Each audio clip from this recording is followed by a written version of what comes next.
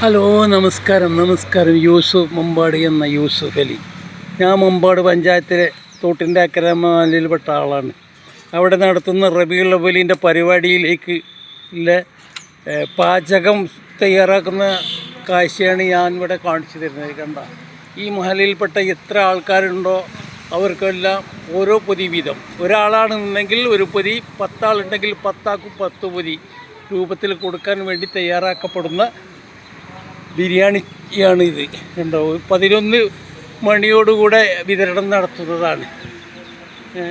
ഈ മഹലിൽപ്പെട്ട എല്ലാവർക്കും ഭക്ഷണം കിട്ടുന്നതാണ്. ഇതാണ് ഇവിടുത്തെ നമ്മളെ ഇപ്പോഴത്തെ മഹല്ല് പ്രസിഡൻറ്റ് കാമ്പുറത്ത് മുസ്തഫ എന്നറിയും.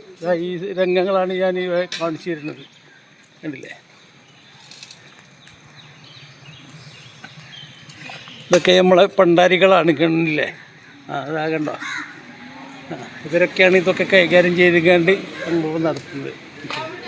ഓക്കെ, അപ്പം